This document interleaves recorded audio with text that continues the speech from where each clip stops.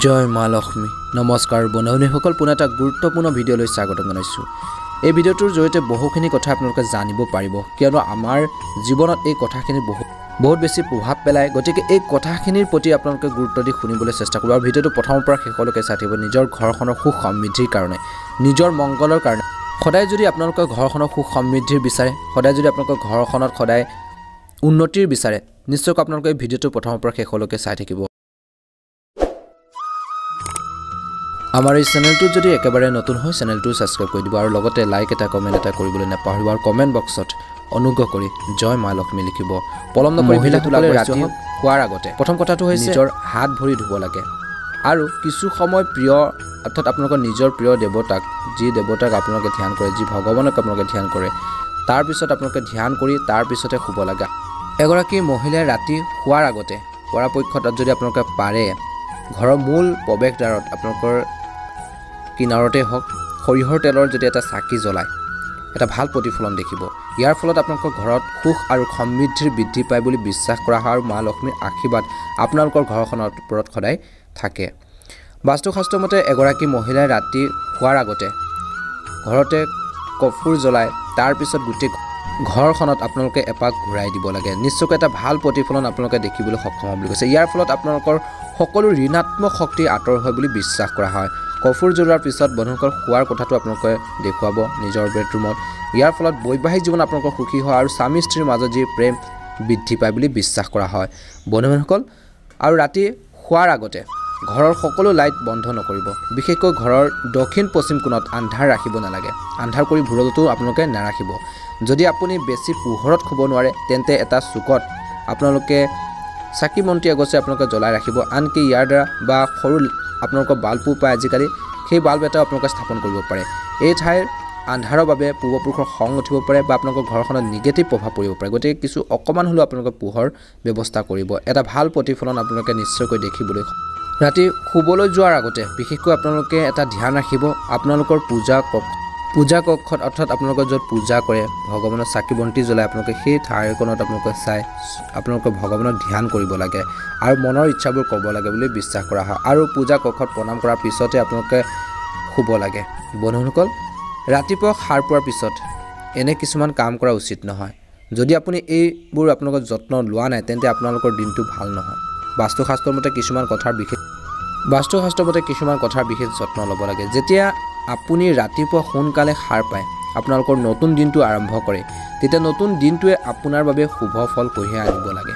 প্ৰতিদিনে ৰাতিপুৱা সাৰ পাই কিছু ভাল কাম কৰিলে আপোনাৰ ভিতৰত যি ইতিবাচক শক্তিৰ অনুভৱ হয় আৰু আপোনালোকৰ দিনটো শুভ হৈ পৰে। আনকি আমাৰ শাস্ত্ৰতো কিছুমান কাম অশুভ বুলি গণ্য কৰা হৈছে, যিবোৰ আমি ৰাতিপুৱা সাৰ পোৱাৰ পিছত একেবাৰে কৰা উচিত নহয়, যিয়ে আপোনাৰ দিনটো বা আমাৰ দিনটোত প্ৰত্যক্ষ প্ৰভাৱ পেলায়। গতিকে কিছুমান কথা জনাটো সকলোৰে দৰকাৰ আছে আৰু ইয়াৰ বাবে আমাৰ শক্তি মাত্ৰাও কমি যায়। গতিকে ধ্যান ৰাখিব লাগে। ৰাতিপুৱা সাৰ পোৱাৰ পিছত বন্ধু-বান্ধৱীসকল কি দেখা উচিত নহয়, আমি ৰাতিপুৱা সোনকালে সাৰ পাই আইনাখনত মুখখন চোৱা উচিত নহয়। আপোনালোকে মুখ হাত নোধোৱাকৈ গা পা নোধোৱাকৈ যদি আপোনালোকে ডাইৰেক্ট মুখখনহে আপোনালোকে চায় তেনেহ'লে সেইটো উচিত নহয়, বাস্তুৰ দুখ লাগিব পাৰে। তেনে কৰাটো অশুভ বুলি গণ্য কৰা হয়। গতিকে ধ্যান ৰাখিব। বাস্তুশাস্ত্ৰ মতে ৰাতিপুৱা আইনাত মুখখন চালে নেতিবাচক শক্তিৰ প্ৰভাৱ পৰিব পাৰে, কাৰণ টোপনিৰ পৰা সাৰ পালে শৰীৰটো নেতিবাচক শক্তিৰে ভৰি থাকে। সেইবাবে সাৰ পোৱাৰ সময়ত আইনাত মুখখন চোৱাটো নিষেধ, অৰ্থাৎ চাব কেতিয়াও নাপায় বুলি বিশ্বাস কৰা হয়। গতিকে এই কথাটোৰ প্ৰতি আপোনালোকে গুৰুত্ব প্ৰদান কৰিব। তাৰপিছতে আৰু এটা কথাৰ প্ৰতি আপোনালোকে ধ্যান ৰাখিব, বিশেষকৈ মহিলাসকল আৰু ঘৰৰ প্ৰত্যেকজন সদস্যই আপোনালোকে ধ্যান ৰখাটো প্ৰয়োজন। ৰাতিপুৱা সোনকালে সাৰ পোৱাৰ পিছত বনৰীয়া যি আপোনালোকৰ জন্তুৰ ফটো নাচাব, যদি ফটো আছে।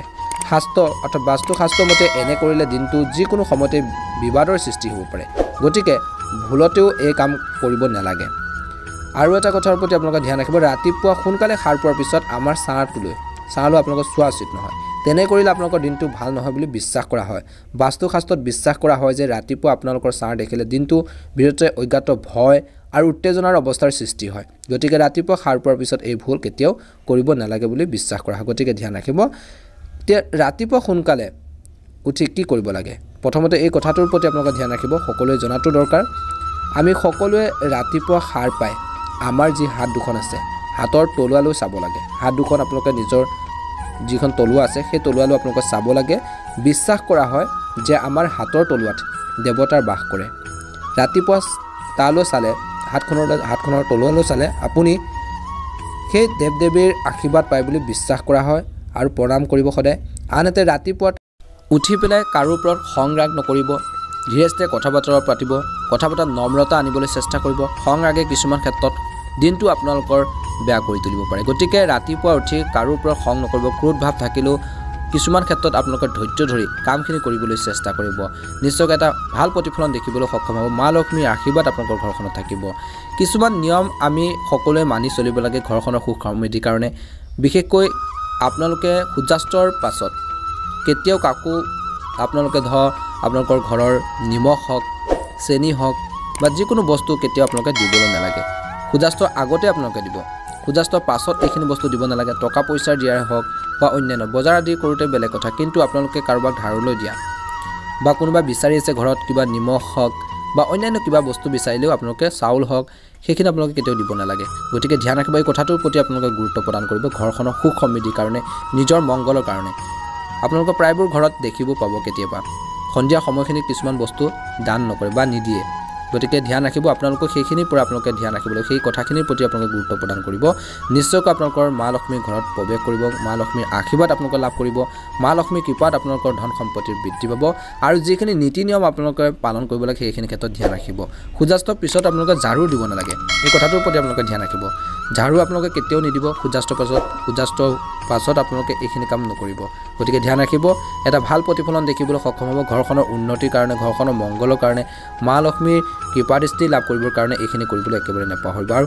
আপোনালোকৰ ঝাৰুডাল বহুত নিৰ্ভৰ কৰে ঘৰখনৰ উন্নতিত গতিকে ঝাৰুডাল আপোনালোকে ভালকৈ ৰাখিবলৈ চেষ্টা কৰক আৰু বন্ধুসকল আন বাহিৰা মানুহে যাতে আপোনালোকৰ ঘৰখনত প্ৰৱেশ কৰি আপোনালোকৰ ঝাৰুডাল দেখা নাপায় সেই কথাটোৰ প্ৰতি আপোনালোকে ধ্যান ৰাখিব আৰু ভৰিৰে কেতিয়াও আপোনালোকে ঝাৰুডাল কেতিয়াও নলগাব বা আঁতৰাই নিদিব এই ভুলতো কেতিয়াও নকৰিব গতিকে ধ্যান ৰাখিব এই কথাটোৰ প্ৰতি আপোনালোকে গুৰুত্ব প্ৰদান কৰিব কিছুমান ব্যক্তিয়ে এইখিনি কাম কৰে ভৰিৰে ঝাৰুডাল আঁতৰাই দিয়ে হাতে নুচুৱে বন্ধুসকল এনে কেতিয়াও কৰিব নালাগে এনে কৰিলে মা লক্ষ্মী অসন্তুষ্ট হয় বুলি বিশ্বাস কৰা হয় আৰু আপোনালোকৰ জীৱনত দুখ নামি আহে গতিকে ধ্যান ৰাখিব এনে কৰিব কেতিয়াও নালাগে ঝাৰুডালক আপোনালোকে যদি বিকল হৈছে বেয়া হৈ গৈছে ঝাৰুডাল যদি ভাঙি চিঙি গৈছে সেই ঝাৰু কেতিয়াও ব্যৱহাৰ কৰিব নালাগে পাৰিলে পৰাপক্ষত নতুন ঝাৰুডাল আপোনালোকে ব্যৱহাৰ কৰিব কিনি আনিব এটা ভাল প্ৰতিফলন আপোনালোকে নিশ্চয়কৈ দেখিবলৈ সক্ষম হ'ব ঘৰখনৰ সুখ সমৃদ্ধি ঘৰখনৰ মংগলৰ কাৰণে মা লক্ষ্মীক আপোনালোকে কৃপাদৃষ্টি নিশ্চয়কৈ লাভ কৰিব আপোনালোকৰ জীৱনত সুখ সমৃদ্ধি বৃদ্ধি হওক আহি থকা দিনবোৰ সুন্দৰ পাৰ হওক আৰু যিখিনি গুৰুত্বপূৰ্ণ কথা ক'লোঁ সেইখিনি ক্ষেত্ৰত আপোনালোকে কিছু গুৰুত্ব প্ৰদান কৰিব ভাল এটা প্ৰতিফলন আপোনালোকে নিশ্চয়কৈ কম দিনত দেখিবলৈ সক্ষম হ'ব গতিকে যিখন ঘৰত এনেকুৱা ধৰণৰ পৰিৱেশ আছে নীতি নিয়মবোৰ মানি চলে সেই ঘৰত দেখিব সদায় ধন সম্পত্তিৰ বৃদ্ধি পায় বন্ধুসকল যদিহে আমাৰ এই চেনেলটোত প্ৰথমবাৰৰ বাবে চাই আছে চেনেলটো ছাবস্ক্ৰাইব কৰি দিব আৰু অনুগ্ৰহ কৰি কমেণ্ট বক্সত জয় মা লক্ষ্মী লিখিবলৈ একেবাৰে নাপাহৰিব আপোনালোকৰ সকলোৰে দিনটো শুভ আহি থকা দিনবোৰ সুন্দৰ পাৰ হওক তাৰে কামনা কৰি আজিৰ গুৰুত্বপূৰ্ণ ভিডিঅ'টো ইমানেই ধন্যবাদ আৰু চেনেলটোত যদি লাইক এটা কৰা নাই লাইক এটা কমেণ্ট এটা কৰিবলৈ নাপাহৰিব জয় মা লক্ষ্মী